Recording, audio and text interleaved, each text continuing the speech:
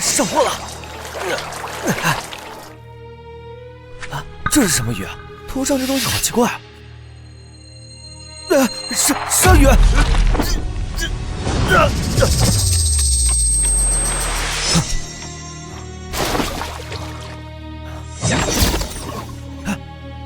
怎么回事？我竟然能看到海底画面！难道？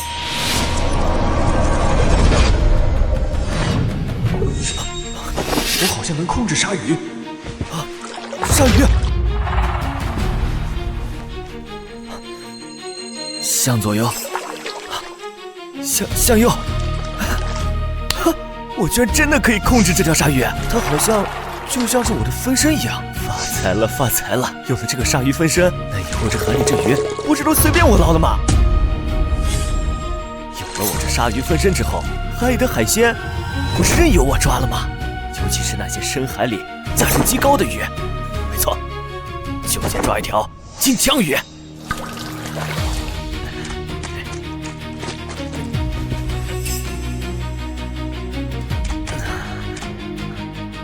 这么大，这一条足足有几十斤呢！这一斤卖600块的话，这一次就能卖个10几万了。哟，这不是拎个破渔网在海边捞了3年小鱼的王海吗？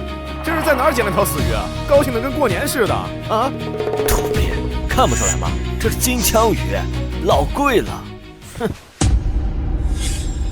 哈哈，金枪鱼！就你那副捕了不知道多少遍的破渔网，还想抓金枪鱼？我看你是没睡醒吧？金枪鱼，我看看，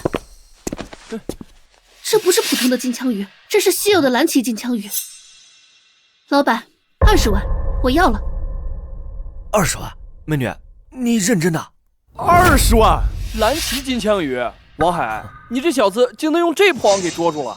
在海边用这破渔网能抓到蓝鳍金枪鱼，这太假了吧！这女的呀，我看是托儿。托儿，知道她是谁吗？四海渔业集团的总裁，萧家大小姐萧若薇。就算她想当托儿，恐怕也没人能请得起。四海渔业就是那个资产上百亿的大佬集团。对，不错，就是她。这整个渔业市场不都是他家的？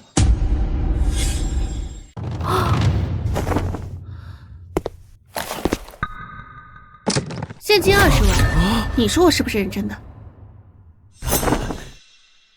谢谢肖总，肖总大气。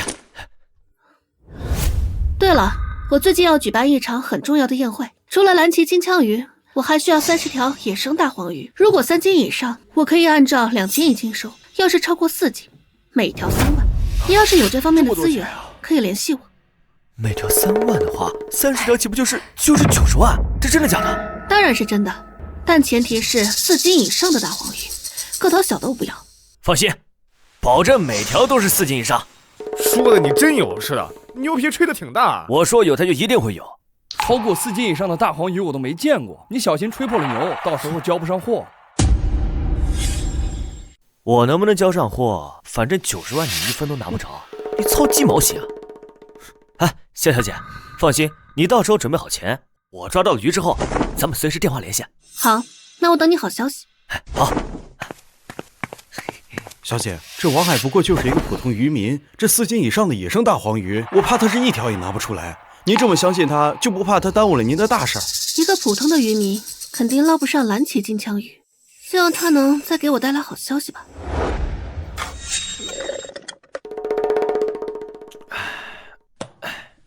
鲨鱼分身去抓鱼，我在岸上享受生活，这才是赶海的正确打开方式啊！哎呀，奶奶，托儿是赶海，为什么那个叔叔不用这么累？我也想像他一样。乖孙子，你都说了，咱是在赶海，他动都不动，别说捡那值钱的海参鲍鱼了，就连几块钱1斤的小扇贝他都捞不着，咱可不能学他。我去，又抓一条大的，3万块到手。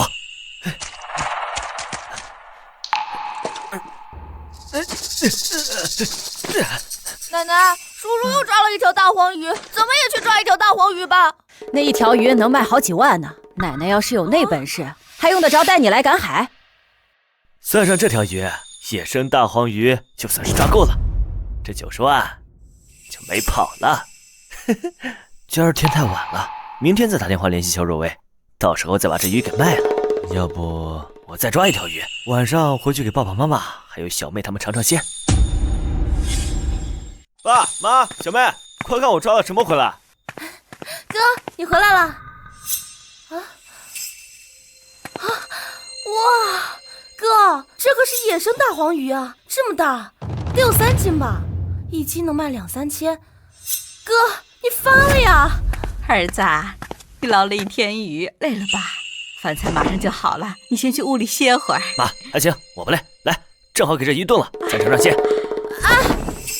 哥，你疯了吗？这可是大黄鱼，能卖好几千块呢。我看看，哎呦，这还真是大黄鱼啊！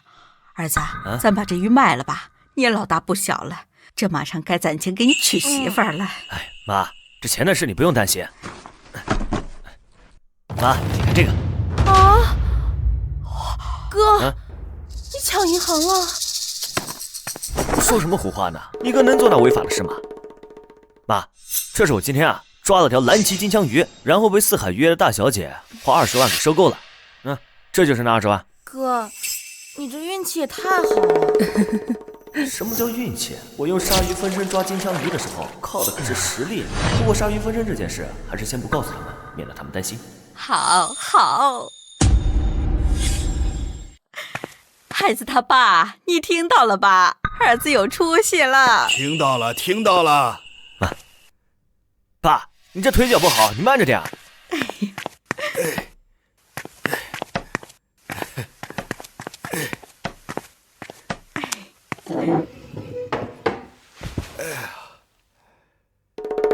儿子，这几年你妹的学费、家里的开销，还有我这治腿的医药费，没少让你受累，爸惭愧。哎呀，爸，你千万别这么说。你和妈为了供我和我妹读书上学，把我们养大成人，你们做的已经足够多了。爸，你也是为了让我们一家人过上好日子，冒险出海才摔断了腿，你不用自责的。爸，家里这担子，儿子如今已经能扛起来了。以后我不光要治好您这腿，我还要让咱家都过上幸福日子。儿子长大了。妈，你快去给这大黄鱼炖了吧，咱也尝尝这几千块钱一条的鱼到底是个啥味儿。爸，你先吃。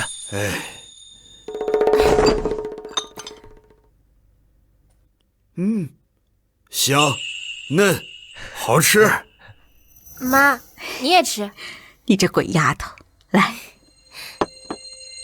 爸妈，我看哥哥赶海这么赚钱，我也想去赶海。要是妹妹跟着，鲨鱼分身的事还不得立马曝光了呀？不行，不能带她去。行，你明天跟他去。你这上学的时候只知道伸手要钱，跟着你哥体会一下挣钱的不易。哎呀，不是爸，海边又脏又臭的，她这小姑娘跟过去肯定受不了啊。谁说的？我们都是农村的孩子，你能做成的事情，我也可以。儿子，你就让他去吧。到了海边，一切得听你哥的。保证完成任务。正好，明天主要是完成和肖若薇的交易，只要不暴露鲨鱼分身的事，就当带她出去玩一天好了。来，吃饭吧。哎。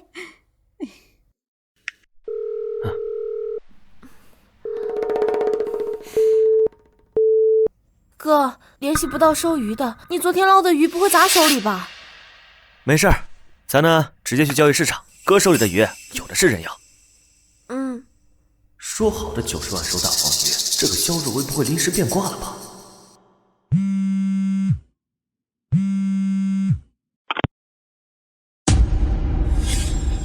于老板，你这里的鱼也就3斤左右，不是我想要的。嗨，小总，我的鱼已经是整个市场里边个头最大的了。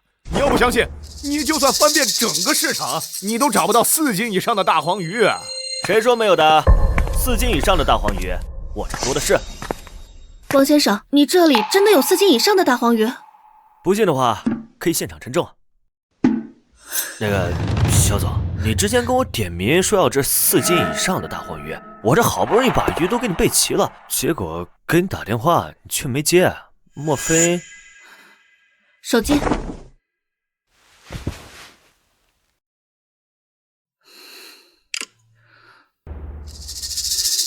王先生，不要误会，都是手下人的疏忽，我替他向你道个歉。哎，没事没事。来，肖总，要不先称重吧？不用了，王先生，我相信你的为人。你这里的鱼，就按照我们之前约定好的价格，3万一条，我全要。好。哎，团长，这区区一条鱼就敢在肖总面前装腔作势，你知不知道？肖总至少要30条以上。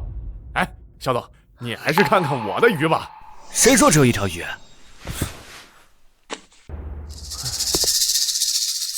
妹儿，把车开过来。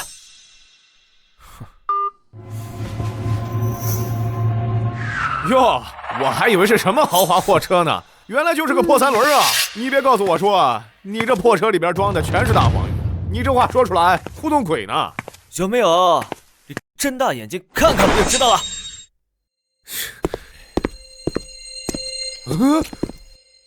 这么大，这么多，都是4斤以上的大黄鱼。拿什么装的不重要，重要的是装什么。哼。就你这些未成年的小鱼，确实没什么好装的嘛。哎，哥，你不是说那个肖大小姐不收咱家的鱼了吗？你这么快就找好别的买家了？之前都是误会啊，这些鱼还是要卖给肖总您的。王老板，这里是90万，合作愉快。哇，90万！哥，你也太厉害了吧！我这辈子都没见到过这么多钱。那个，我妹有点没大没小，肖总见笑了。不会，我倒是觉得这份率真还是蛮可爱的。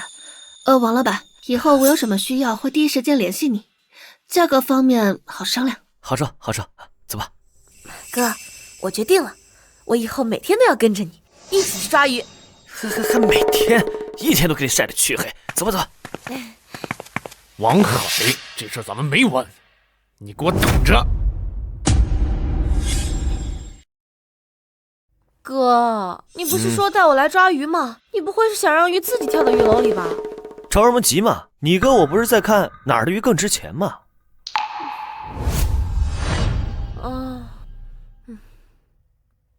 哥，别睡了，这样什么时候能抓到鱼啊？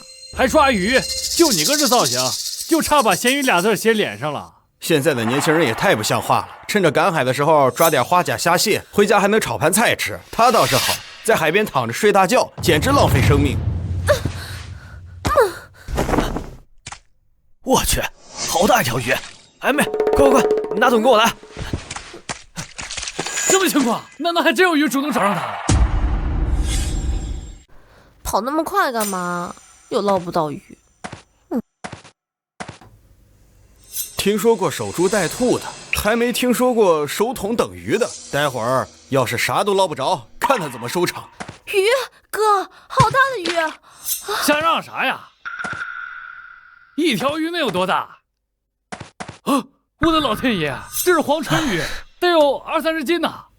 还真是黄春鱼，这一斤好几千块，得卖19万呢。他睡睡觉就能抓到10几万的鱼，你看我们辛辛苦苦赶海，就捡到几只小虾米，这又算什么？算你们运气不好呗。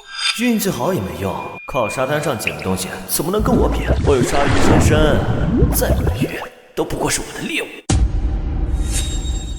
哎呀，今天收获还不错啊，这太阳晒得人犯困。走，回家。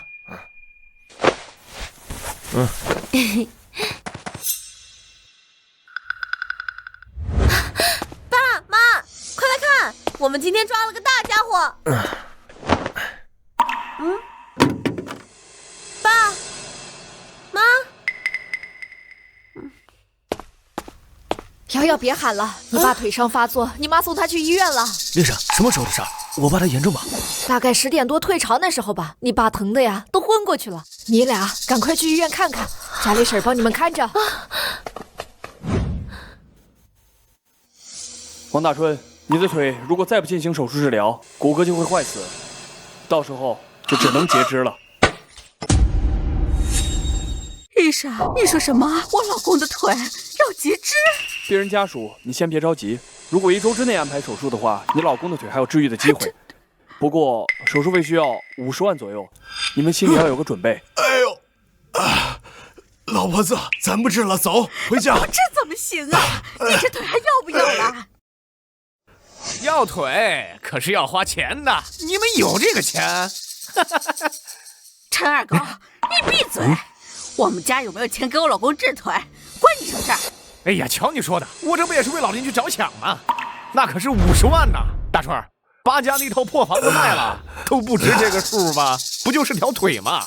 没了就没了吧，好歹还能省点钱是不？区区50万，哪有我爸的腿重要？儿子，区区50万，哪有我爸的腿重要？儿子，儿子，爸就是不要这条腿，我也不能再连累你了。走，咱回家。爸，钱的事你不用担心，这一切都交给我就行。小海啊，不是二狗叔说你大话说的再漂亮，拿不出手术费照样没用。叔虽然也受伤了，可叔家底儿厚，治得起。你们往哪儿去弄50万呢？医生，钱倒不是问题，但是我要最好的治疗方案。我可以给你爸安排最好的骨科专家，用最好的药，不过费用有些高，需要65万左右。可以，今天可以安排手术吗？小海啊，不是叔说你，这都什么时候了，你还打肿脸充胖子？那可是65万呢！你们见过这么多钱吗？闭嘴吧你！闭嘴吧你！这里有90万，我哥上午刚赚的，足够给我爸交手术费了。90万？你骗人的吧？医生，我们现在就去缴费了，尽快今天就安排手术。好，跟我去办理手续。稍等一下，爸妈，你们放心，钱的事都交给我了，但是这个腿咱必须得治。妈，这钱你拿着，多给爸买点营养品，这样恢复得更快。二狗说，你说自己家底厚，怎么连补品都舍不得买啊？这样，到时候我爸吃不完的营养品，给二狗叔也补一补，就当我替我爸妈谢谢你这张嘴的关心了。你，哼。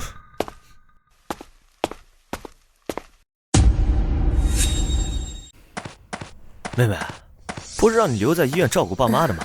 你老跟着我干嘛？赶海呀，哥！我们今天还去捞大黄鱼吗？你们几个找仔细点，王海那个废物能用破渔网捞出大黄鱼，这里肯定有个鱼窝。哥，他们把你抓鱼的位置给占了，我们怎么办呀？别急，哥自有打算。蠢货，你们以为抢了我的位置就能抓到大黄鱼？我抓鱼靠的是鲨鱼分身，位置不过是随便选的。等会儿我让你们眼睁睁看着我抓鱼发财，气死你们！哟，这不是王海吗？真不好意思，我的人今天先把你的位置占了，你今天只能去别的地方了。你，于老板，这地方就是我随便选的，根本没有什么特别的。这边忙活完了，到最后空手而归啊！编这种谎话，不就是想赶我走吗？幼稚！哎，王海，你不会是怕我把你的大黄鱼都捞光吧？哈，你放心，我花了20万把周围所有的渔民都雇了下来，一个小鱼苗都不留给你。嘿嘿。于老板，我说的可都是真的呀！行了吧，那个位置归我。等我找到了大黄鱼的鱼窝，我还要把它圈出来。以后你都不用想来靠近，想靠点好运气，就跟我争大黄鱼的市场，做梦！早料到说真话你不会信，我就是要让你在那破地方想折腾。我抓鱼靠的是我的鲨鱼分身，没有他那地方连根毛都不会有。行，那位置让给你，我们去旁边赶海总行了吧？于老板，你可别怪我没提醒你啊，别到时候连毛都捞不着。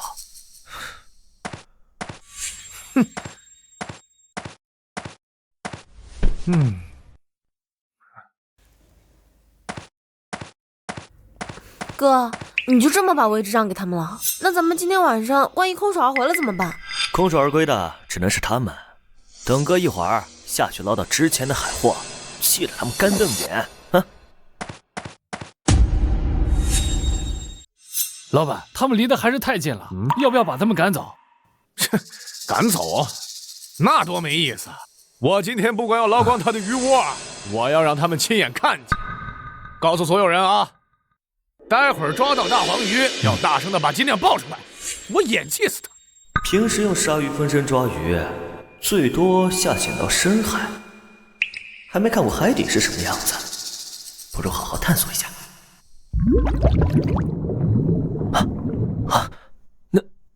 那是鲍鱼，这么多。哥，什么鲍鱼啊？你捞到鲍鱼了？沙滩怎么可能会有鲍鱼？这个王海脑子不会被晒傻了吧？王海，你撅着屁股在泥里折腾那么久，一定要把鲍鱼捏得香一点啊！然后告诉我们，这你捏的鲍鱼是什么味道？哥，这鲍鱼都是生活在海底礁石上的，这里怎么可能会……啊，鲍鱼！哇，这么大！这怎么可能会有鲍鱼？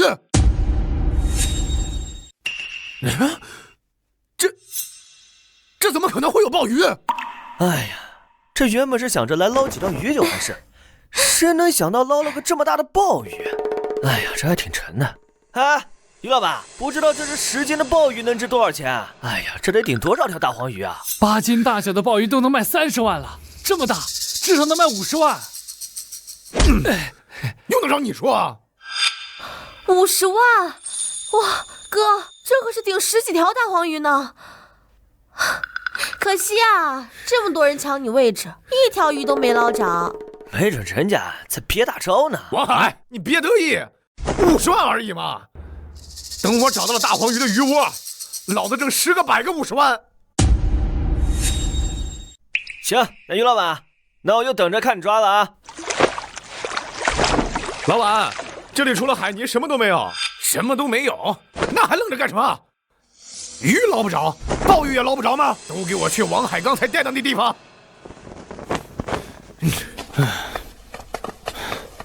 王海，别以为就你能摸到鲍鱼，我这回亲自动手，我能捞到的一定比你的更大更多。50万而已，不就是零花钱吗？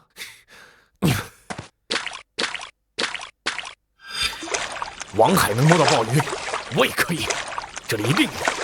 我之前找到的那片超大鲍鱼的栖息地，可是在400多米深的海底，只有我的鲨鱼分身才能来去自如。就算你在海边摸一辈子，也别想摸出一只。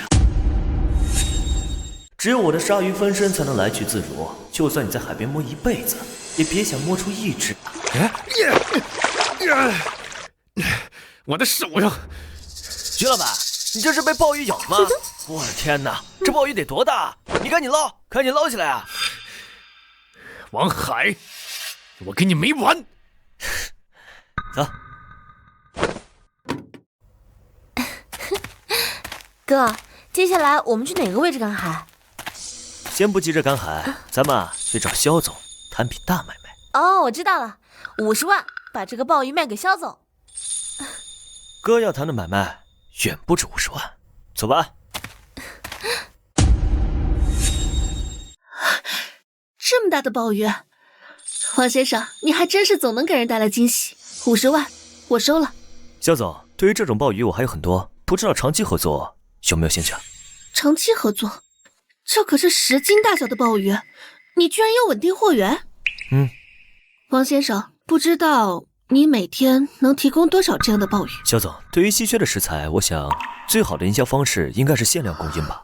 我每个月可以给你提供30只，不下于10斤的鲍鱼。至于你怎么分配，那是你的问题。饥饿营销，王先生，你可真是个生意人。这种大小的鲍鱼，完全可以作为我们四海集团高级宴会中的压轴珍品，而你将是我们四海集团最高级的食材供应商。我可以向你保证，每年给你不低于1亿的订单。肖总，合作愉快。这个月所需的鲍鱼，最迟明天补齐。喊肖总他见外了，以后你就喊我若薇吧。喊肖总他见外了，以后你就喊我若薇吧。若薇。海哥。若薇姐，我哥还单身呢，要不你们……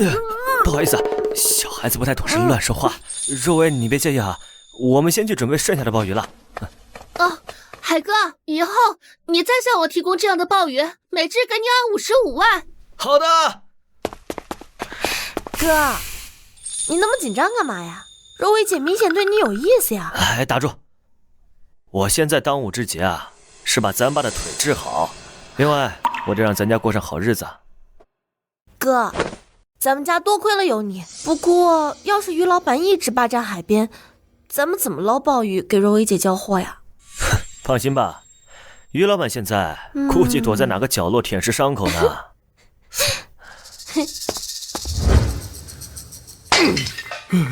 王海，老子与你势不两立。老板，那咱们之前花20万雇的那批渔民怎么处理？还要继续吗？继续个屁！还嫌老子赔的不够吗？让他们滚蛋！是。等等，安排一下，我要实名举报王海用毒捕鱼，就算他能抓到鱼，我也让他一条都卖不出去。哥，你不是说带我来赶海吗？你就让我在这躺着？咱妈可说了啊，到了海边，那一切都得听我的啦，就待着吧。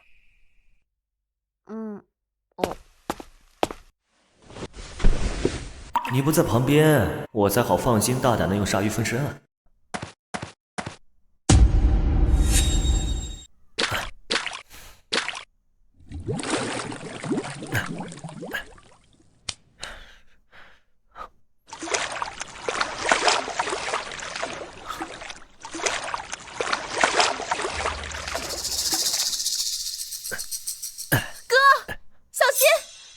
小心什么？55万的鲍鱼吗？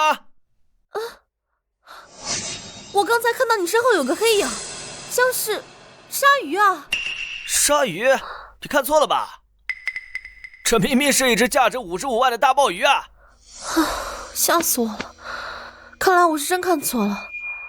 哥，你居然又摸到了这么大的鲍鱼，我也想试试。老老实实在岸上待着吧，啊！万一像于老板一样被划伤了，还得把你送医院去。我这着急赶着弄货，明天好给若薇那边交差呢。啊，待着。啊，好险，差点让妹妹看到鲨鱼分身。下次用分身送货上门，还是做的隐蔽一点的好。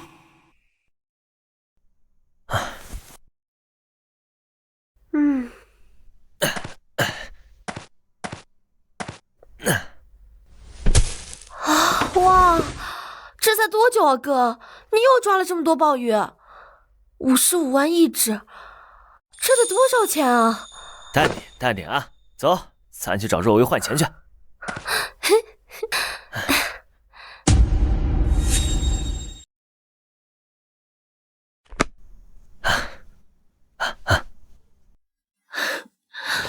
海哥，今年的鲍鱼订单一共是2亿。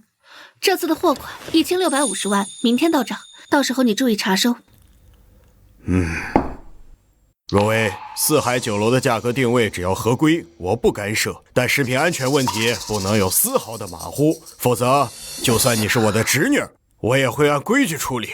好了，姑父，知道你是市场监管局的局长，出了名的铁面无私，要不然我也不会特意请你见证我和海哥签约。话说回来，中午的家宴上，那道让你赞不绝口的红烧鲍鱼就是海哥提供的，你还有什么不放心的？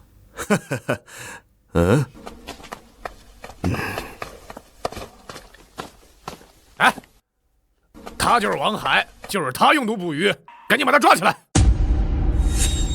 王海，我们是市场监管局的，先接到实名举报，你涉嫌投放有毒物以及贩卖毒鱼，请配合调查。你们胡说！我可没有毒鱼，你们不能抓他。我的渔获经得起任何调查，我可以陪你们做一切检查。不过如果一经检查，我的渔获没有任何问题的话，我还希望能够还我一个公道。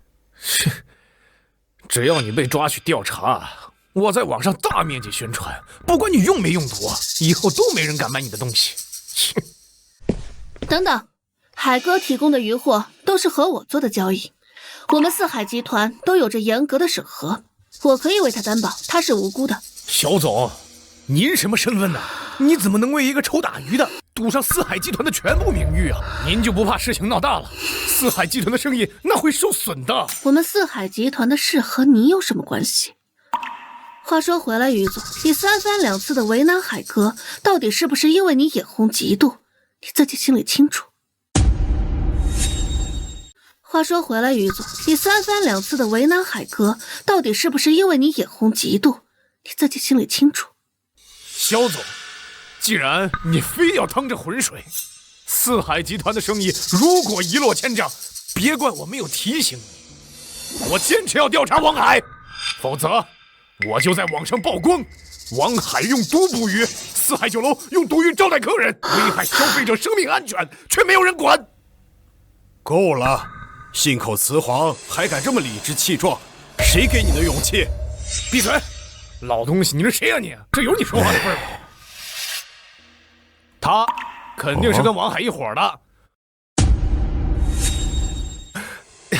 您看这是误会。就是你说王海的渔获都是有毒的？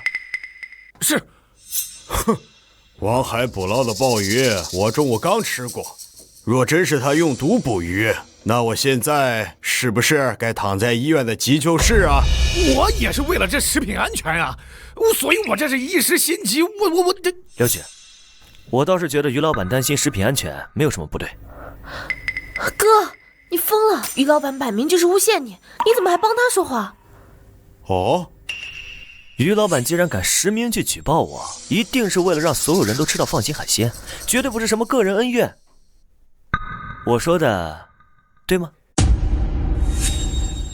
哎呀，对，太对了。王海兄弟，还是你懂我呀！我就是要让整个海鲜市场的每一个海鲜都无毒无害、干净卫生。刘局，既然于老板如此的以身作则，咱们不如即刻整顿整个海鲜市场，并大力宣传于老板的事迹，不能辜负他以身作则的良苦用心。哎，别，不能宣传，也不能调查呀，那样我会成为全行业的公敌，那我可就完了。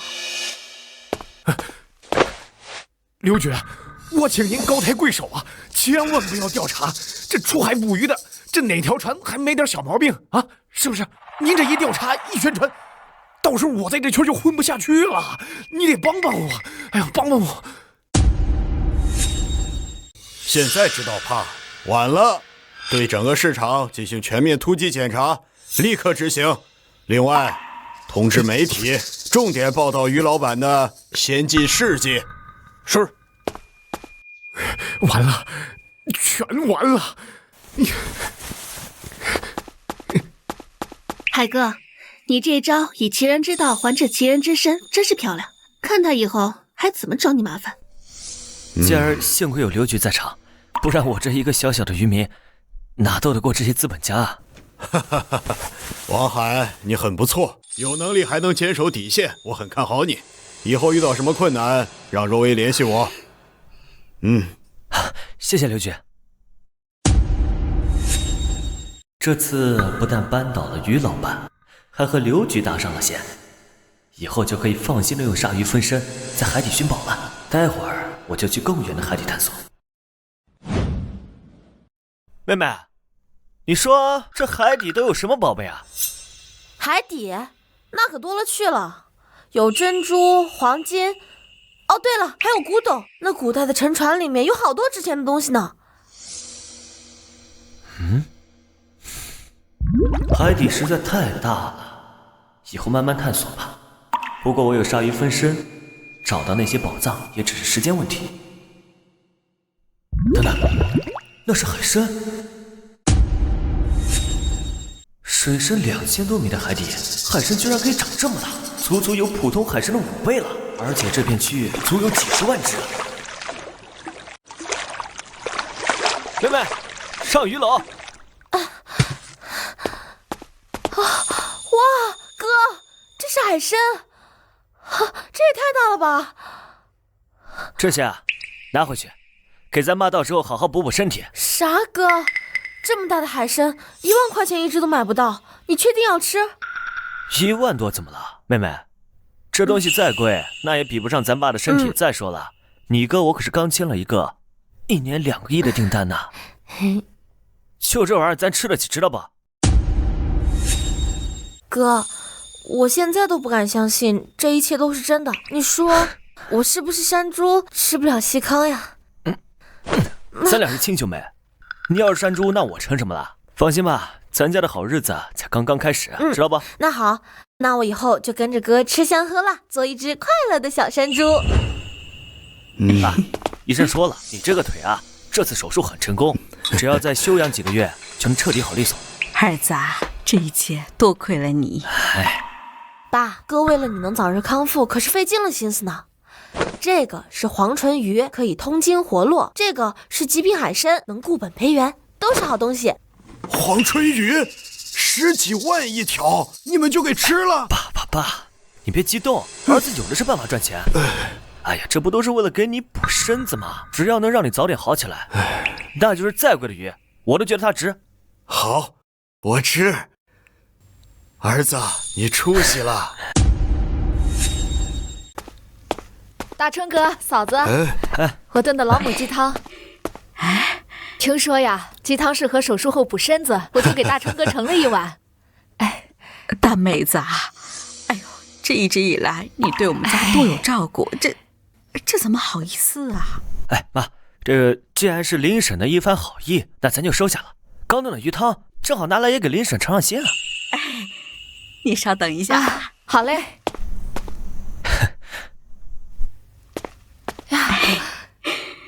哎呦，嫂子，我就顺道过来一趟，你这怎么？这是我儿子钓的黄唇鱼，你呀就当尝尝鲜。啥？黄唇鱼？小海，这就是你之前捕的那条，值10几万呢，你们给吃了？林婶，是这样，我这正好也是为了给我爸调养身体，我们收了你的鸡汤，那你喝我们的鱼汤，就当做是我们的回礼了。使不得，使不得！哎呦，这鱼太贵重了，我不能收。切，一条鱼还能珍贵到哪儿去？你们不就是有了点小钱吗？看把你们飘的，见过好东西吗？哟，二狗说，你今天来是带了什么好东西让大家开开眼吗？那可不，知道这是啥吗？燕窝啊！这可是我儿子从国外买的，花了4000多呢，这杯都得500块。你们之前说我吃不起高端营养品，现在怎么说？4000块，就这？二狗叔，看到这盘菜了吗？这可是极品海参，深海里的极品，这一只最少1万块。你猜这盘菜够买你几杯燕窝了？多少？1万一只？你们吹牛也太不打草稿了吧？什么海参能卖1万一只？哎呀，二狗说啊，这没见过呢，并不代表没有啊。这可是深海的海参，可不是你这批发的劣质燕窝能比的。二狗呀，我说你和谁较劲儿不行，非要和小海较劲儿。哎呀，这价值10几万的黄唇鱼啊，就是鲜。这一碗汤啊，估计得值好几千吧。托小海的福，婶儿呀，今年可是开了大荤喽。好了，二狗啊，东西没有贵贱，都是孩子们一片心意，你干嘛比来比去啊？你清高，你了不起，你们王家有钱行了吧？你们吃金子去吧。哥，你看到了吧？他的老脸都黑了，居然还敢拦咱家炫富。他这辈子的存款都比不上你的零头啊！咱也没必要为了一个不相干的人影响咱吃饭的心情啊！来，珊珊，坐吃饭来。哥，我们这次抓的海参是不是要和柔薇姐谈合作用的？可以啊，妹，没想到啊，现在脑瓜子都灵光了啊！我一向很灵光的好吧？走啦，我们一起赚大钱！走。海哥，这么大，品质又这么顶级的海参，按普通价格5倍来售，我都有利润。说说吧，这次你打算怎么合作？这种品质的海参，我可以不限量供应，只要你觉得合作的方式合适，我无所谓。不限量供应？海哥，你没骗我吧？哎呀，若薇姐，我哥什么时候骗过你？他说不限量供应就一定可以。瑶瑶，你们家是不是有大型的捕捞渔船啊？这又是鲍鱼，又是这样品质的顶级海参，哪怕是有上百艘渔船的船队，都不见得有这样的实力吧？哪有什么捕捞船啊？我不过就是运气好。行了，咱们先聊正事。你想怎么合作？海哥，这种品质的顶级海参市场上极其罕有，足以让我们酒楼更上一层楼。价格方面，我打算一只按12000来收。12000一只啊！还是若薇姐出手大方。大方什么？还是你们提供的鱼货值这个价。不过海哥，这次我有个新的合作方式，不知道你感不感兴趣？新的合作方式？说来听听。鲍鱼的货款，再加上海参，我打算以四海酒楼20%的股份来收。海哥，你意下如何？股份？不错，的确是个好思路。也就是说，以后我捞上来的好东西必须得先肥着自己的酒楼。肥水不流外人田嘛。再说了，有了20%的股份，以后你就是酒楼的二老板。目前酒楼的年收益在20亿，每年分红不会低于4个亿。我相信有了海哥你的加入，以后的分红只会更多。4个亿！天哪，这得多少钱呢？各位，合作愉快。合作愉快。合作愉快。合作愉快。你成为四海酒楼股东的事，我会尽快吩咐下去。欢迎你随时来酒楼视察。哥，如今你也是四海酒楼的老板，要身份有身份，要实力有实力。今年咱们家族的聚会，可要让那些瞧不起咱们的亲戚好好看看。妹妹，咱们挣了钱，不是为了让谁看得起咱，而是为了让咱们过上好日子。不过，以往那些亲戚让咱爹妈都抬不起头，今年一定得让他们挺直腰杆。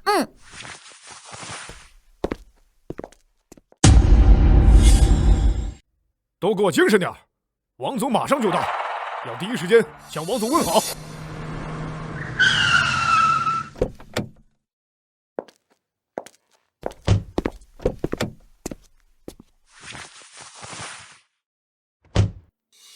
儿子，这四海酒楼可真是气派，能在这儿吃顿饭，哎呀，这辈子都知足了。爸，我哥已经是这家酒楼的二老板了，你想天天来吃都没问题。瑶瑶，你可不敢乱说，这种地方哪是我们能想象的。欢迎王总视察工作，我是四海酒楼的经理，叫我小陈就好。儿子，刚才他叫你王总，难不成你真是这家酒店的老板？陈经理，今天我是来参加家族聚会的，你该忙你的，不用特意招呼我们。王总，肖总下达了通知，以后四海酒楼生意就由您做主，我们怎么敢怠慢呢？请进。走吧。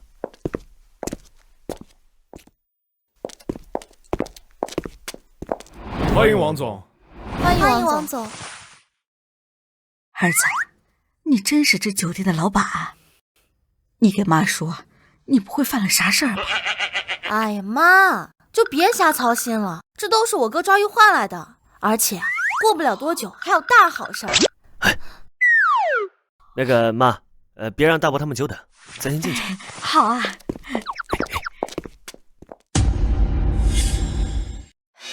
这都几点了？王海一家还没到。哎，穷就算了，这还摆上谱了。二妹，老三一家没出息，又不是1天2天了。看到四海酒楼这么高档的场合，他们恐怕不敢进来了吧？大哥，还是你们家王军啊，有本事。四海酒楼在江城可是顶级的酒店呢，那一般人想订个大堂都订不上，在包间吃饭，这我做梦都没想到。二姑，你过奖了，我不过是在四海酒楼做个领班，手下也就管了10几号人，再加上我们陈经理对我的赏识，我才争取到了这个包厢的。还是我们小军谦虚。打小啊，我就觉得他长大了一定能干大事儿。这不，如愿以偿，咱们家呀，就属小军有出息。不像那个王海，那个没出息的，整天就知道在海边捞臭鱼烂虾，走到哪儿啊，都一股子腥臭味儿。二姑，拍马屁就好好拍马屁，你怎么还炫耀着鼻子了？二姑，没看出来啊，你不光擅长把人看低，鼻子也这么灵光。你不去协助警方判案，真是屈才了。你们俩敢骂我？老三，你看你这一双儿女真没有教养，有这么跟长辈说话的吗？二姐，你在背后编排孩子，这是长辈该做的吗？二姐，你在背后编排孩子，这是长辈该做的吗？哟，我说这一家唯唯诺诺的，现在说话怎么这么有底气啊？哼，我看不会觉得换了件衣服就可以在我们面前摆阔了？二姑，我妈这身旗袍的面料可是云锦，号称寸锦寸金，这身衣服我哥花了10几万，摸坏了，你可赔不起。你们家都这么有钱了，10几万的衣服想买就买，真是摆阔呀！这都是我们家小海给我买的。三嫂生了个好儿子。三哥，来这边坐。王海，堂哥记得你只会赶海捞鱼吧？突然这么有钱，该不会是来路不正吧？赶海能挣多少钱啊？王海，我看你是不是干了违法的事啊？我有鲨鱼分身，随便在海里捞点宝贝换点钱，都不是你们这些人能想象的。哼，谁告诉你们赶海捞鱼就不能挣到钱了？堂哥，你该不会是怕我收入比你高，在这亲戚面前没面子了吧？哼，我会怕你？你一个臭捞鱼的，走了狗屎运赚了笔钱，有什么好得意的？我可是四海楼的领班，手下管着10几号人，收入稳定，前途无量，你拿什么跟我比？赶海是个人都能做，能有什么技术含量？这么高档的酒楼，你见过吗？你懂管理吗？做人要有自知之明，认清自己的位置，懂吗？你们跟我哥谈位置，就凭他一个小小的领班，你们知道我哥是什么身份吗？哟，一个靠赶海为生的人，能有什么身份？无业游民吗？啊，王海，别说堂哥不照顾你，只要你能跪下来求我，我就给你安排一个杀鱼的活。虽说脏点臭点，但也总比你整天风吹日晒强。鲨鱼？在这四海酒楼，你还真安排不了我工作。不过你要是喜欢鲨鱼的话，兴许我还可以照顾照顾，安排你去鲨鱼。王海，我给你脸了是不是？你是不是忘了这是哪儿啊？四海酒楼，我的地盘，只要我一句话就能把你们全家都赶出去。哎呦，堂哥，你可千万别把我们赶出去，好怕啊！怕了？现在知道怕，晚了。来人，把这几个混吃混喝的都给我扔出去！我是怕等会儿你跪下来求我们别走，那多难堪啊！我怕你们？我说王瑶，你是不是跟你哥一样，穷疯了都开始说胡话了呀？保安，都死哪儿去了？给老子滚进来，把他们都给我扔出去！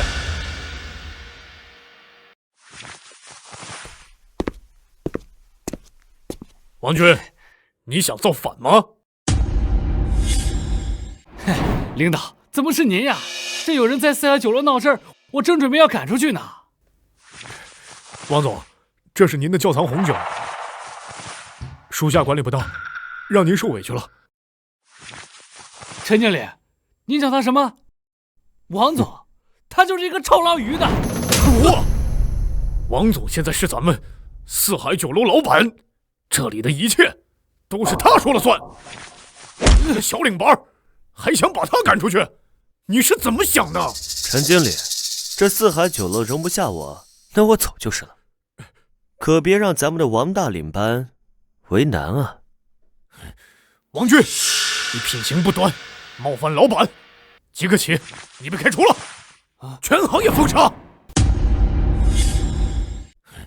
王军，你品行不端，冒犯老板，即刻起，你被开除了，全行业封杀。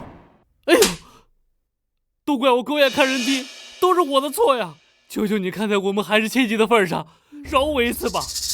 哎，跪下来求我们别走了吧，真是好言难劝，该死的鬼啊！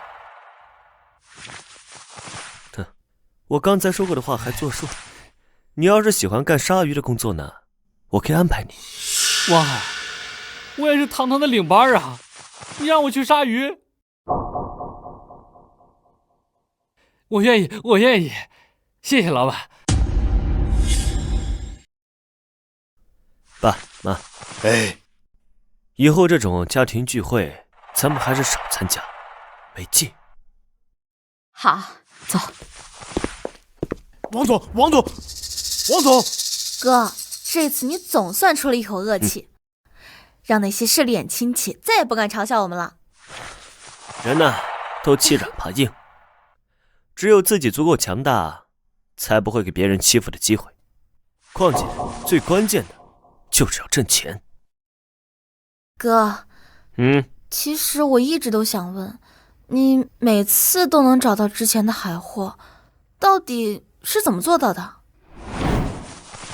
我有鲨鱼分身的事儿，该不会被妹妹发现了吧？直觉。哪有那么多直觉？那你凭直觉告诉我，今天能捞到什么好宝贝？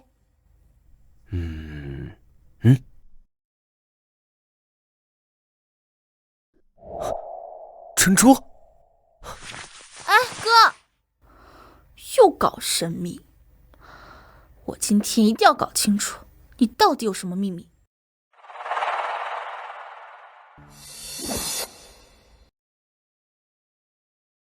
妹，你快看，好多珍珠啊！哇，这么漂亮的珍珠啊！这是纯天然的，最少要1000块一颗呢。我可太喜欢了！来，喜欢这些都送你啊！直觉告诉我啊，像这种珍珠还能大把大把捞出来，可多了。哦，我的鲨鱼分身可是在海底发现了珍珠贝母床，珍珠要多少有多少。哥，你的直觉还真准。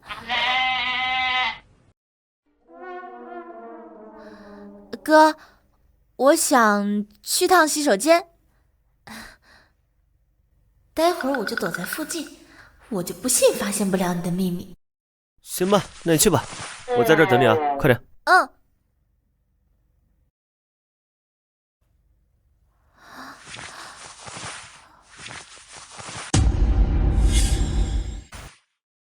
果然呀，我不在的时候你连装都不装，这一下我要好好看看你到底靠什么在海里捞宝贝的。哎呀，妹妹不在，到时候就可以让鲨鱼分身帮我把货送上岸，我这样连水都不用下了。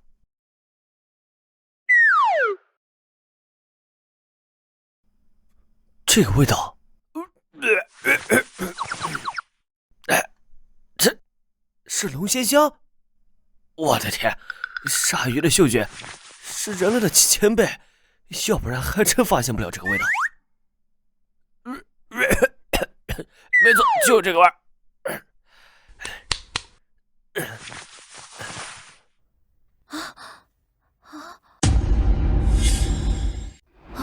哥要下海了，终于要揭开真相了。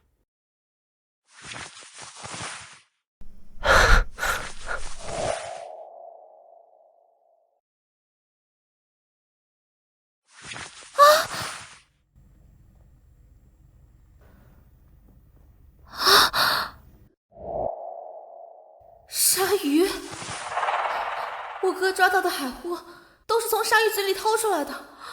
哥，为了让我和爸妈过上好日子，你都经历了什么呀？去吧。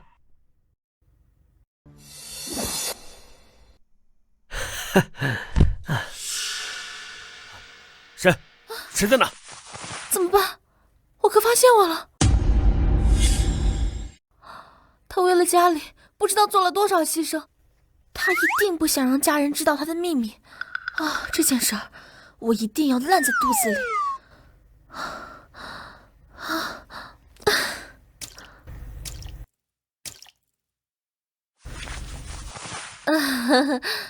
哥，好巧啊！我刚看到你在忙，就没好意思打扰你。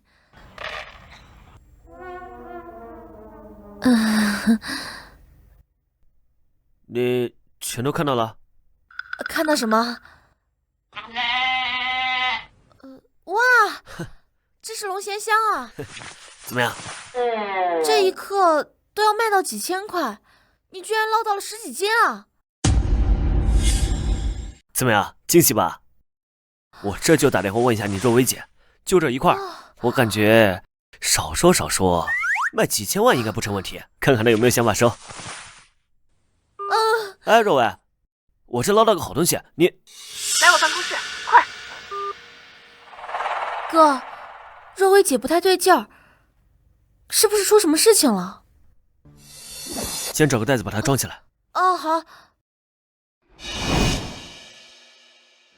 张浩，我还有生意呢，请你不要打扰我。薇薇，生意有什么好谈的？你也已经答应咱们2家联姻了，谈恋爱才好玩。谁答应你的？你跟谁谈去？张浩，再对我死缠烂打，我让保安把你赶出去。哎，薇薇，你这儿的保安好像都是我们张家的。再说了，以咱们肖张2家的关系，你把我赶出去，肖伯伯那儿怕是不好交代吧？薇薇，咱们2个可是从小一起长大，青梅竹马，而且我们2家是世交，强联姻，你没有理由不接受啊。正是因为我和你从小一起长大，才知道你这个人吃喝嫖赌样样不赖，还想让我嫁给你，做梦！哎呀，那谁让小爷我有钱呢？大不了咱们结婚之后我少出去玩就是。你无耻！我不逗你了，看我给你带了什么？法国顶级调香师用龙涎香特制的限量版香水海洋之心，一瓶啊顶你谈10单生意。闻闻，这才叫品味，这才配得上你。不稀罕，实话告诉你，我已经有男朋友了，你就死了让我嫁给你这条心吧。哪儿呢？没看到啊。若薇，这是怎么了？看到没？这个就是我男朋友。这是什么剧情？鸿蒙纨绔联姻的戏码，帮个忙，弄出一下我的男朋友。我出场费可不低啊。白照顾你那么多生意了，配合点。够了，肖若薇，你爷爷可是已经答应让你做我未婚妻了，现在你跟一个外人在这跟我拉扯扯，当我不存在吗？谁是你未婚妻？我都说了，谁答应的，你找谁去？嫂子说的对，你该去找萧爷爷，就是不知道萧爷爷认不认你这个未婚夫。你给我闭嘴啊！若薇，就算你要找男朋友，你得找个像样的。这什么呀？你看看这一身穷酸样，就一渔民，他能给你什么？不说别的，就这龙涎香特制的香水，干几辈子他都买不起。龙涎香，你这不巧了吗？这不是，这里有的是，瞅瞅这玩意儿，多的是。土鳖，你知道什么是龙涎香吗？那可是海里的软黄金，论克卖的。就你这垃圾袋里的臭鱼烂虾，居然敢说是龙涎香？你吹牛也打草稿好不好？你这还不信？来，腾个位置来，我给这位纨绔兄长见识啊！哼，你别逞强。哇，这块龙涎香价值连城，谢谢你送我的礼物。我这咋能变成我？哎，两位，你们在那儿给我演双簧呢？要真有这么大块龙涎香，几千万都拿不下，好吧？你们觉得是我傻，还是觉得我好骗啊？要真有这么大的龙涎香，我今天爬着出去，再也不进你们消失大门。你干什么？等会儿你爬的时候，我全程帮你录像。笑话，本少怎么可能会输呀？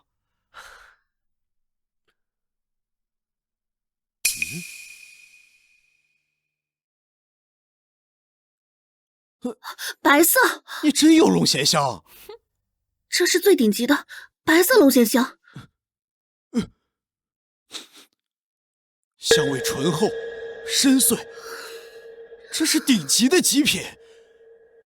哦，一克1万，有价无市。这是无价之宝啊！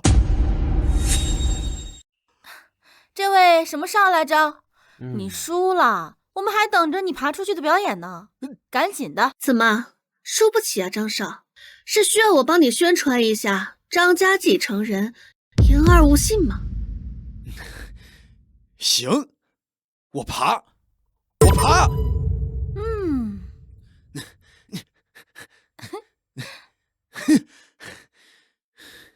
王海是吧？今天这账我张浩记下了。切，怎么样，若薇？今儿帮你这么大忙，有什么表示的吗？哎，你还笑呢？这价值1万1克的龙涎香，你就这么扔在地上，败家子！若薇姐，没人管着，我哥肯定败家，要不你管管他？没大没小的瞎说什么玩意儿？瑶瑶，你跟你哥出海打鱼挺辛苦的吧？要不要开一番自己的事业？不是，若薇，她就一个小丫头，她懂什么呀？能干啥呀？哥，你少小看人了。嫂子，你有什么好主意你尽管说，我不怕吃苦。是不是直播带货呀？我看最近赶海直播老火了。直播可算不上什么事业，我打算利用它进军女士用品，到时候咱们一起开一家公司做香水。开公司？那我以后岂不是大老板了？那可不，我肯定不会亏待你的。哥，原本是打算卖钱的，好了，到底这块龙涎香变成礼物了。海哥，你眼光放长远点。海哥，卖原料才能赚几个钱啊！我打算利用它做原料，打造一个顶级香水品牌，到时候它的价值能翻10倍、100倍，那才是真正的点石成金。就是哥，你想想，全世界最有钱的女人都用咱们的香水，多酷呀！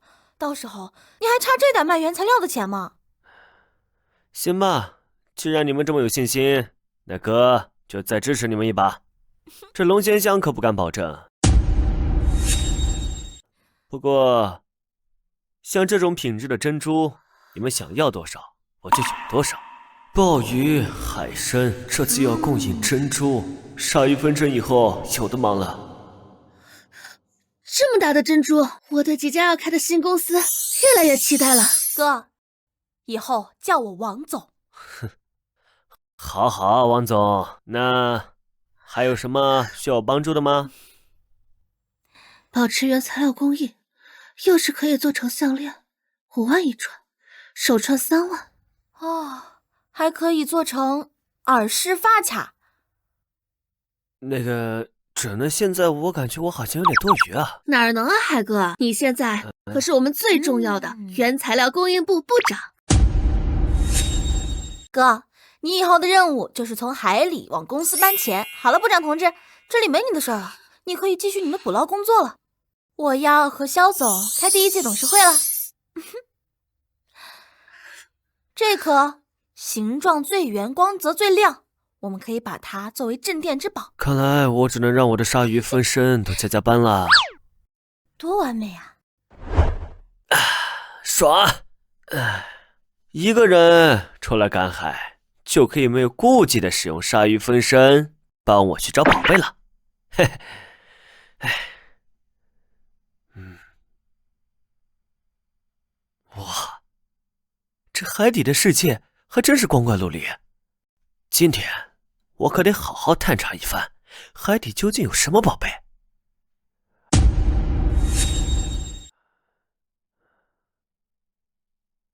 啊，沉船？哈，这是有宝藏啊！发了！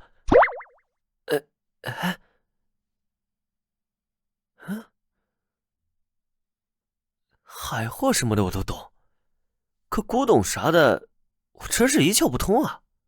对了，打电话问问若薇，看她懂不懂。喂，若薇，我捞到几个古董杯子，不知道啥价格，不知道你懂不懂？古董，正好我爷爷喜欢收藏古董。我现在在四海酒楼举办家宴，你一会儿带过来吧。好，那我这就赶紧过去啊。女儿，你和张家的婚事对于我们萧家来说至关重要，可是你之前去羞辱张浩，让我们还怎么跟张家谈合作？而且你还跟那个海边的小子走得那么近，以后这要是传出去，对我们萧家会有什么样的影响？若薇，做父母的对你哪有坏心？论家世，论能力，整个江城也只有张浩配得上你。你跟他好好相处，对萧家还有你自己的事业都有好处。王海就一个小渔民，能给你什么呀？爸妈，我自己的婚事自己做主。张浩是个什么样德行，你们应该也清楚。一个吃喝嫖赌的纨绔，我是绝对不可能嫁给他的。至于王海，他的实力远超你们的想象，你们全都看走眼了，包括爷爷。我萧家的天之娇女什么时候会这么夸人了？我倒是有点好奇了，这王海究竟有什么实力，让你夸得超乎我的想象？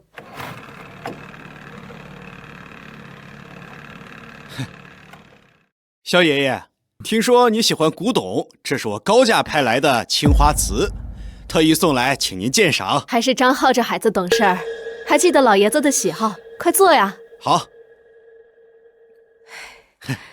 看您说的，咱们两家3代世交，萧爷又这么疼我，孝敬他老人家是我应该做的。来，爷爷。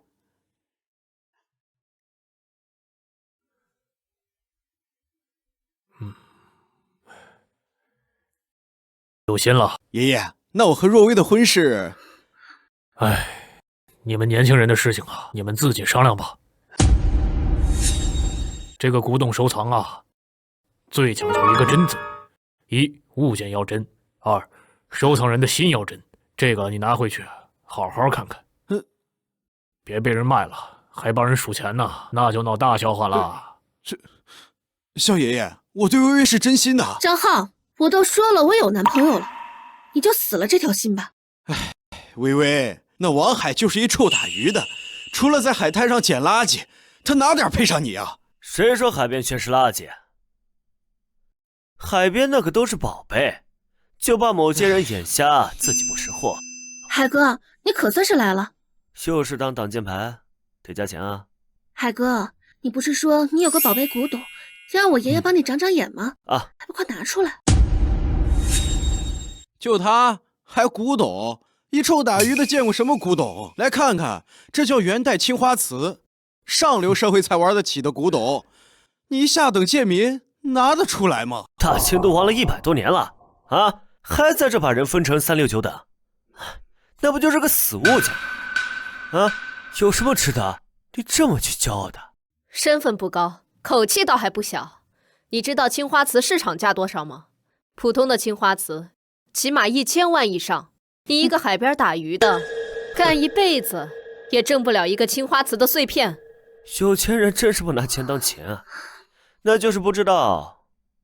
你看看我这个能值多少钱？鸡缸杯。你可别被他骗了，他就一打鱼的，怎么可能拿得出真的鸡缸杯？那肯定是假的呀！哼，王海，靠一个假古董就想攀附我们萧家，你也太异想天开了。要我说，你们是妇女啊，都想着占我便宜。萧叔叔，我想你误会了，这个杯子呢，我只是拿回来让老爷子帮忙长长眼，没想着送。多少收藏家的珍品古董都入不了我爸的眼，他哪有心思帮你看一个假古董？哎，来，快，拿来我看看。啊，萧爷爷。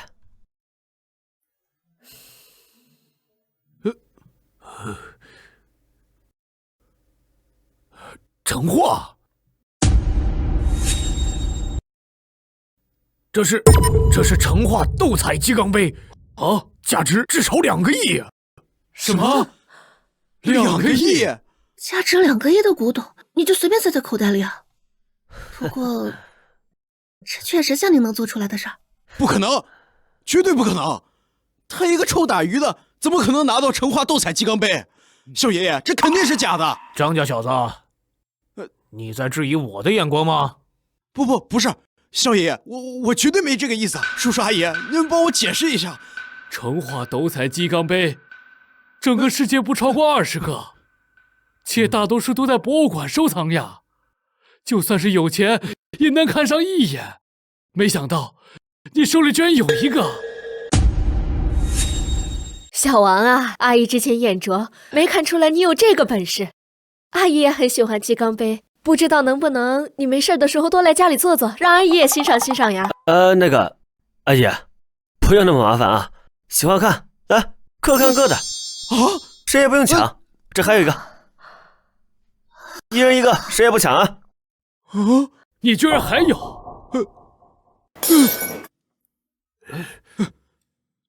？2个亿的鸡缸杯，你居然有4个！哎呀，刚才是谁说我在海边只能捡个垃圾？啊，张大少爷，你看看你这个嘴脸，怎么和那个没见过世面的一模一样？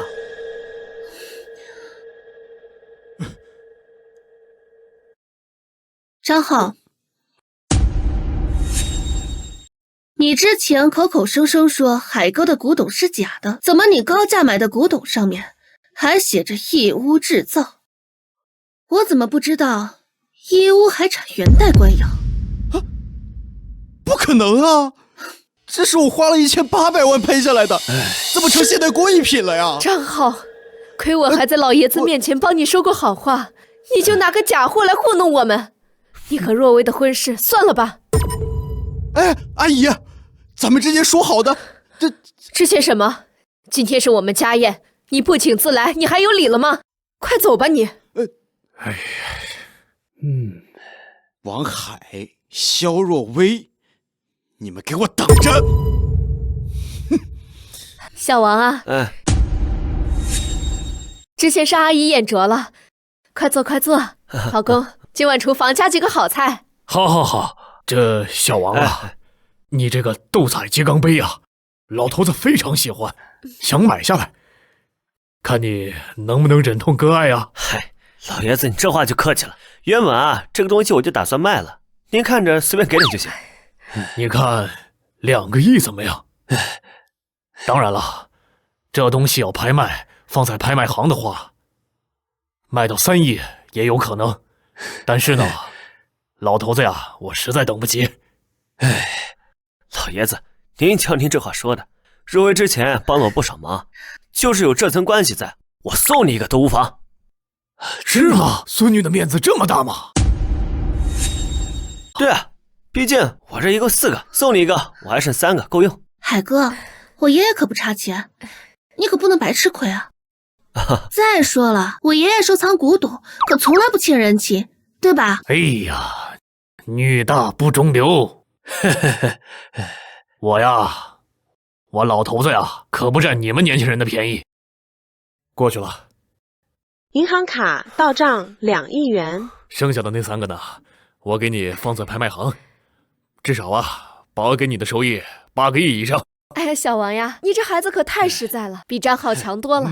之前是阿姨看走眼了，你和我们家若薇呀，我们萧家全力支持，全力支持。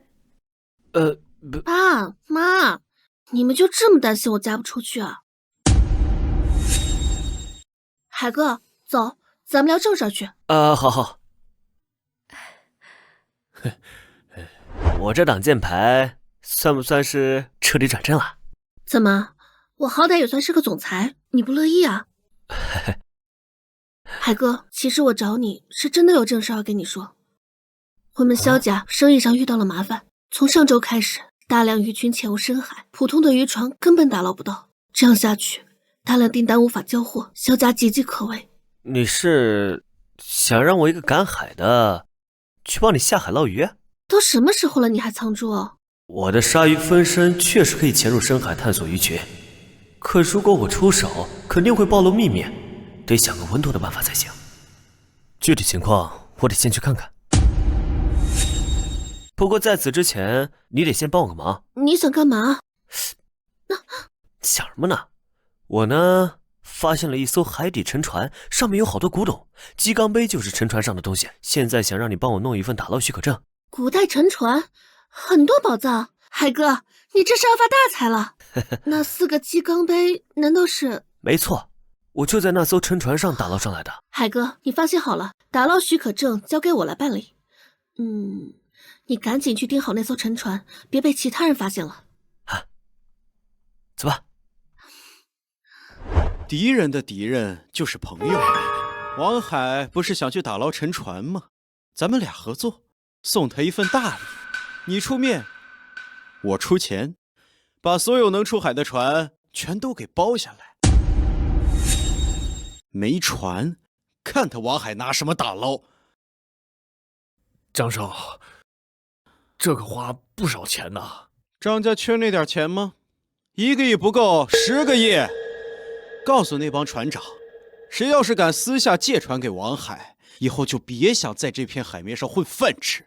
但要是听话的话，让王海连条舢板都借不着。哼，包船的钱翻倍给他。张少，大气。哼，那王海只能干看着沉船，什么都做不了啊。不够，那沉船上的宝贝啊，还不知道有多少亿，单是几个鸡缸杯就价值好几亿。其他的宝贝还不知道有多少，怎么能便宜一个渔民呢？张少的意思是，我们自己动手？我不仅要让肖若薇和王海干着急，还要把所有的宝贝全抢过来。好，好。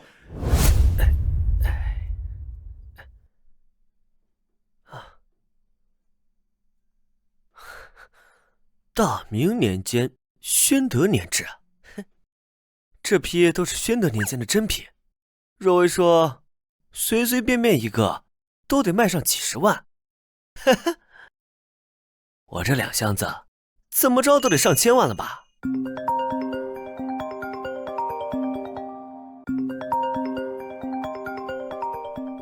喂，海哥，我得到消息，张浩包下了所有出海的渔船。你那边打捞沉船没受影响吧？船？啊，没事，我这自有办法解决啊。老子有鲨鱼分身，哪用得到船呢？哎，小王还在海边捡垃圾呢。嘿，这是不是张少把所有船队都包了？你那沉船的古董捞不着了吧？这不正捞的吗？嘿呀，王海，别装了行吗？不怕给你说实话，张少已经花了2个亿，还请了国际的顶级打捞队，船呢过2天就出海，打捞的所有古董都是我们的。希望到时候你还可以这么淡定，是吗？哎，别碰我啊！祝你们满载而归啊！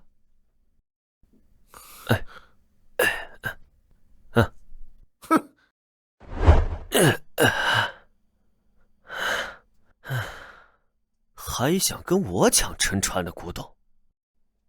你们要是能捞到半个碎片，那就算我输！哼！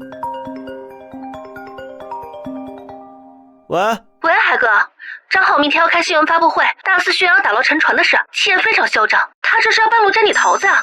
台子搭那么高，他也不害怕摔下来疼死？海哥，你就一点不担心？担心什么？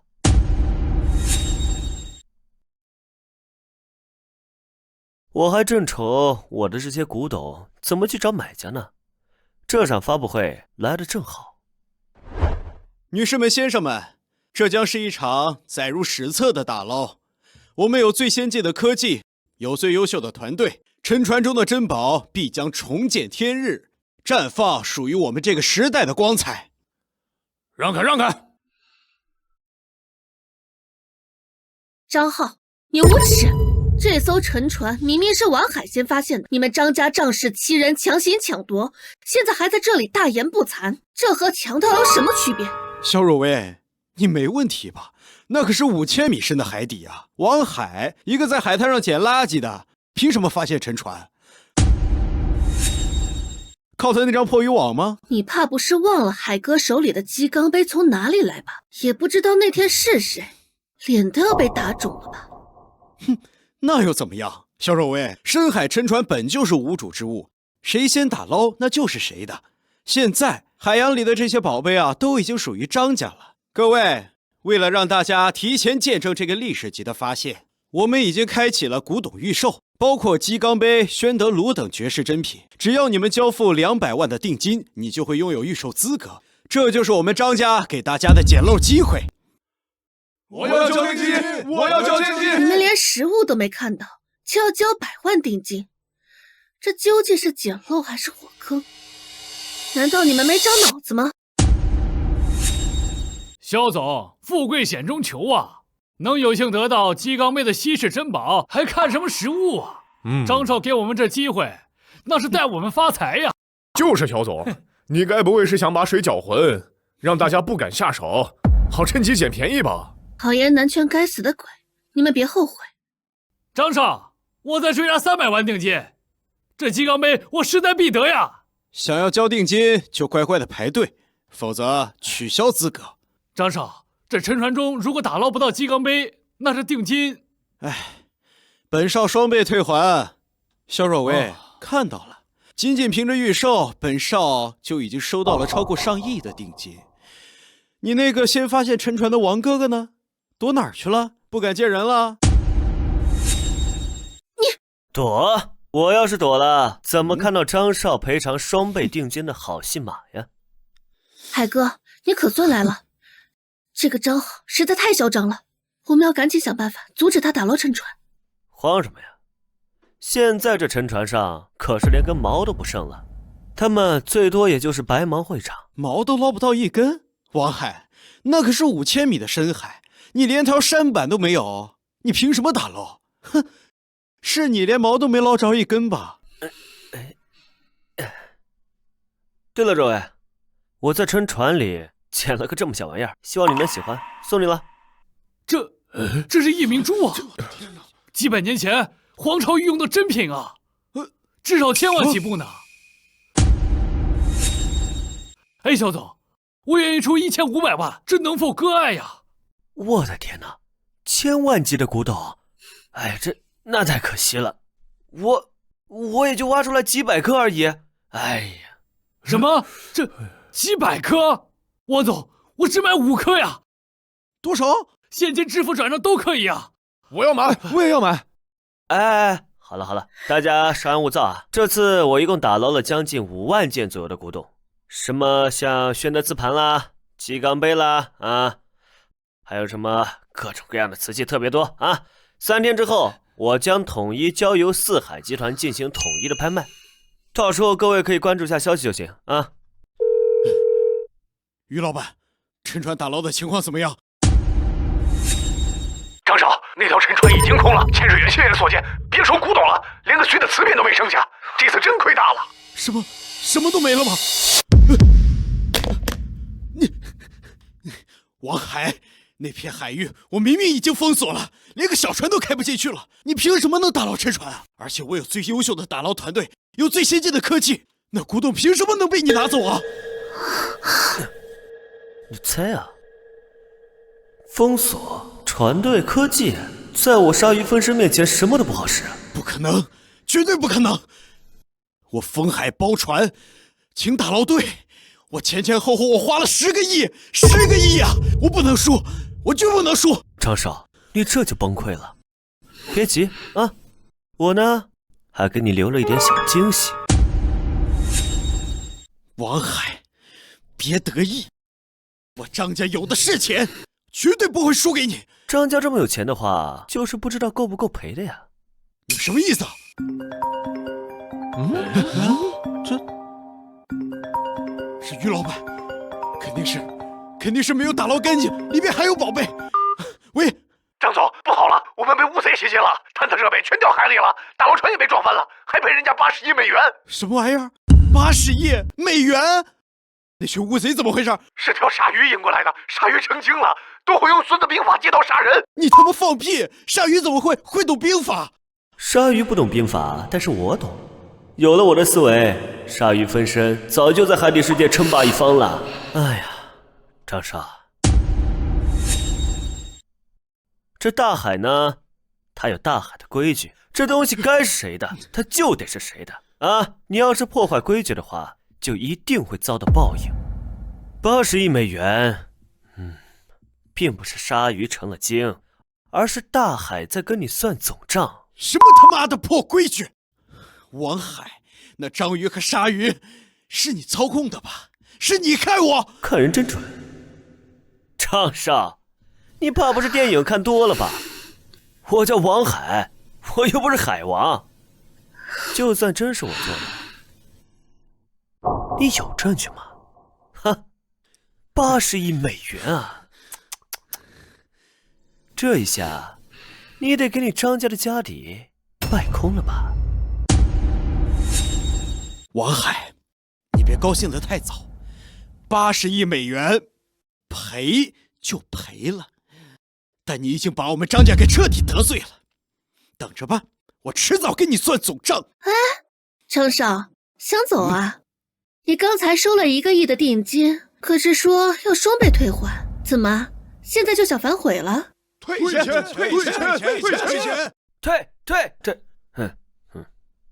海哥，我之前以为你是运气好，现在看来可不只是运气好，你这分明是把大海当成自家后院了吧？哪有那么夸张？我就是运气比别人好那么一点点啊！在5000米深的海底，能够精准打探到沉船的位置，还能在严格密封的海域把几万件古董捞上来。海哥，你这逆天的运气，怕不是龙王都要给你拜把子吧？这丫头也太精了，不能让她再猜下去，不然鲨鱼分身这点秘密真要保不住的。啊，暂时先不说这个事。哎，对了，你和我妹妹一起做的那公司怎么样了？我妹妹有没有给你添乱啊？你也太小看瑶瑶了吧，人家现在可早就独当一面了。这个小丫头现在这么厉害了吗？哎，这样好了，正好我这批打捞沉船的时候又发现了一批品质特别好的珍珠，咱一起送到公司，我顺便再看看她去。啊，好。刘秘书，龙涎香基底的香水是我们的核心产品，走的是高端路线。下午3点前让调香师把第3版样品准备好，我要亲自把关。好的，王总。首批珍珠饰品的质检报告出来了吗？催一下进度。哥，你怎么才来啊？当老板可真不容易。妹妹，你现在真是让我刮目相看啊！这才多久啊？你这王总当的就有模有样，要是让咱爹妈都看到了，他们肯定得高兴坏了。那可不，还是嫂子教的好。你们可真愁人啊！我看你们除了生意也谈不出什么。这孩子没大没小。嫂子，你们四海集团不是一直头疼预约订单无法交货的问题吗？我这有个方法可以彻底解决这个问题，你要不要听一听？瑶瑶，你说的是真的？刘秘书，你去通知一下，没有我的指示，任何人不得进来。好的。嫂子，你们四海集团货源短缺的主要原因是不是因为无法准确定位鱼群？一方面是这原因，但最主要的原因还是因为鱼群下潜，大大增加了捕捞难度。一样的，如果我们能把鱼群集中在一片海域，圈成牧场，定期检测水况，投放诱饵，实现反复捕捞，那你还怕货源短缺的问题吗？海洋牧场？我们以前也尝试过，但现在的科技远远达不到预期效果，而且那些探险仪器非常昂贵，性价比实在太低了。那如果有这么一个人，他能帮你准确定位鱼群的动向，又能了解所有鱼群的习性。关键是还用不到那些厚重的仪器，你还担心赚不了大钱吗？你说的是海哥？果然都看到了，但是也不能跟外人说啊。别装了，他早晚是自己人。好吧，那个其实我在捕捞沉船的时候，就已经把周边海域的情况都给探查清楚了。在海洋牧场还有循环打捞这个事，我是准备拍卖完这个古董之后就着手准备去做。真的吗，海哥？海洋牧场这个项目，萧家无论如何都要参与，而且我会全程亲自跟进。那你想怎么参与法？海哥，你以技术和管理入股，占股51%，负责渔区资源和整体规划。我代表四海酒楼，占股49%，负责资金、基础设备建设、渠道销售，还有品牌运营，并且四海集团所有资源，你都可以随意调动。行，那这个事就这么定了。事不宜迟，咱们赶紧出海，然后把这海洋牧场的区域给划分出来，赶紧把框架给搭建出来。走，我们现在就安排船出海。哎，哥嫂子，你们就这么走了？带我一个呀？过河拆桥呀？王总，我还要实现商业奇迹，才不稀罕坐你们的电灯泡。少爷，为了填补你80亿美元的赔款，张家已经把1半的资产抵押给了银行。老爷说，如果你不能挽回家族的损失，将取消你家族的继承权。知道了，他妈的都是王海害的，老子一定让他好过。哎，张少，不好了，这王海和肖若薇2个人联手搞了一个什么海洋牧场项目，现在海产品市场几乎被他们全部垄断了。海洋牧场，王海，你他妈没完了是吧？少爷，愤怒是无能的表现。老爷说了，咱们和萧家已经撕破了脸，那么商场上只剩下你死我活。少爷如果想翻身的话，不如在吃掉萧家的事上多用点心思。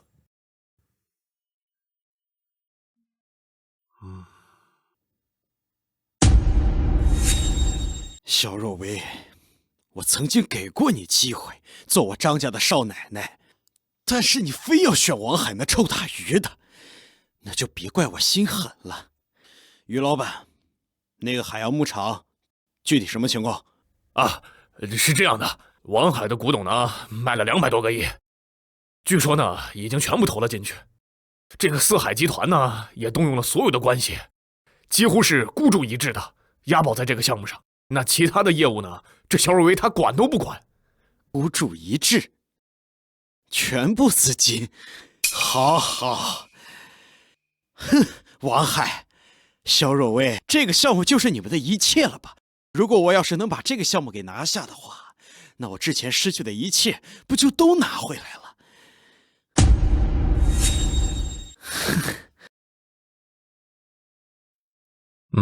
于老板，不惜一切代价，3倍、5倍、10倍的薪水，把王海的核心团队从总监到技术员全部给我挖过来。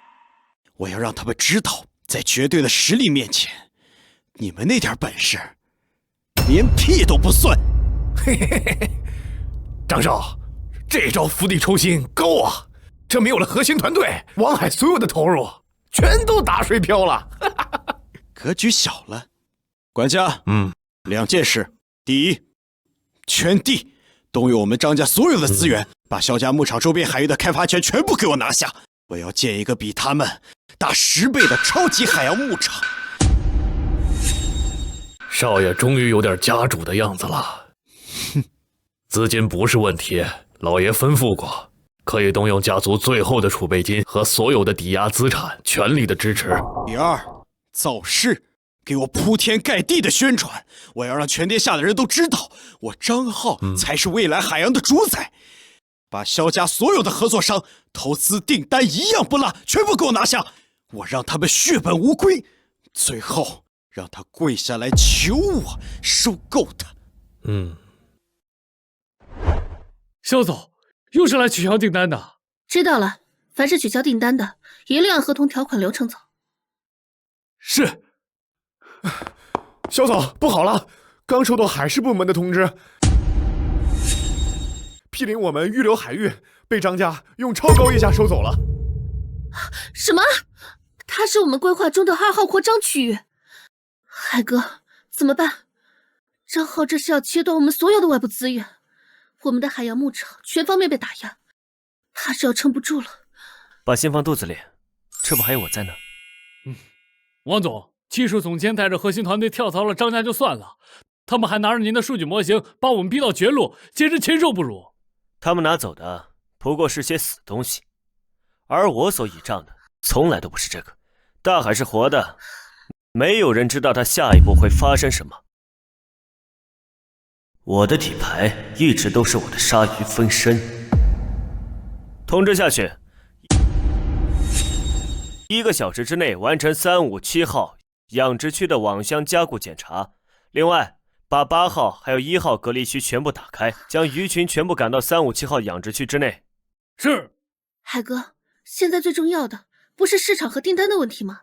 加固网箱只是常规操作。听我的，先做这个。海底马上就有一群客人要过来。哈哈哈！精彩，真精彩！都什么时候了，王总还想着加固网箱呢？哈哈哈！怎么着？没了核心团队，你连公司的日常运营都进行不下去了吧？就是，我看这指挥部呀，离关门大吉不远了。张浩，这里不欢迎，带着这些叛徒给我滚出去！哎呦，肖总你别着急呀，我这不带着活路过来了吗？看在咱们以往交往的份上，你这个烂摊子，张家收下了。开个价吧，看你现在这破玩意儿值几个钱？想趁火打劫，做梦！海哥，你才是这片海洋唯一的主宰，我都听你的。若伟，没必要跟这些不相干的人在这浪费口舌。8号和1号隔离区已经打开了吗？王总，转移完成。357号区鱼群密度已达到饱和。很好，通知下去，立刻让所有部门返回港口进行避风。我们的客人马上就要到了。都死到临头了，还在这故弄玄虚呢。我话放了，你们的牧场马上就会变得一文不值。到时候哪怕你们跪下来求我，我都不会对你们这堆破烂儿心慈手软。哼！啊，不好了，王总，牧场北侧有大型生物群高速接近，信号特征是虎鲨群。王总，我们的牧场和鱼群怕是保不住了。好，天助我也！我刚才说什么来着？果然，你们这个牧场立刻就要变得一钱不值了。于老板，让咱们的船队做好准备，等王总的鱼群被冲得七零八落的时候，我们的船就上去帮忙打捞打捞，减少点损失嘛，对不对？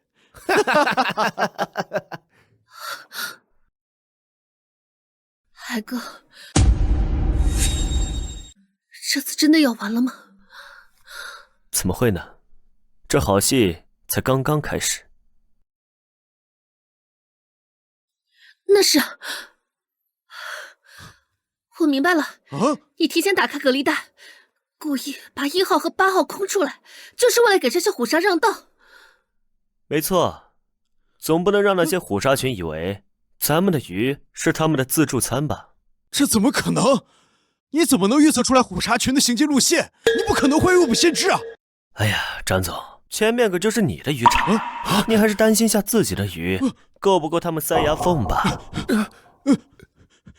给我拦住他们！拦住他们！我的钱！我的钱！我的钱！张总，来不及了，这可是虎鲨群，拦不住，根本拦不住。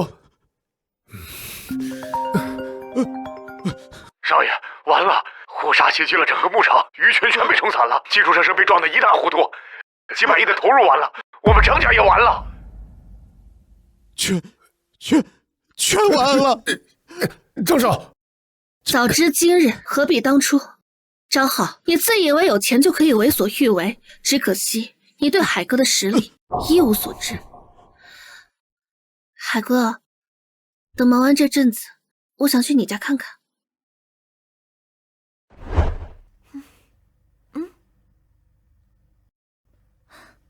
嫂子，丑媳妇才怕见公公婆婆，你这么漂亮，又是大总裁，该紧张的应该是我爸妈才对。爸妈，我哥给你们带媳妇回来了。肖总吧。哎呀，屋里坐外头晒。哎呀，你这孩子，肖总来你不提前说一声，这家里乱七八糟的。叔叔阿姨，你们叫我若薇就好。哦，这是我准备的一点小心意，希望你们不要嫌弃。哎呀，不嫌弃，不嫌弃，你能看上我儿子呀，是我们家的福气。哎呀，你不会说话，你别说话，没人把你当哑巴。若薇啊，外头热，咱去屋里坐，这饭马上就好了。谢谢阿姨。妈，我这嫂子好吧，又漂亮又能干，我哥可真是走了大运了。哥，你搁这傻笑啥呢？也不说句话。对，走，进屋走。走。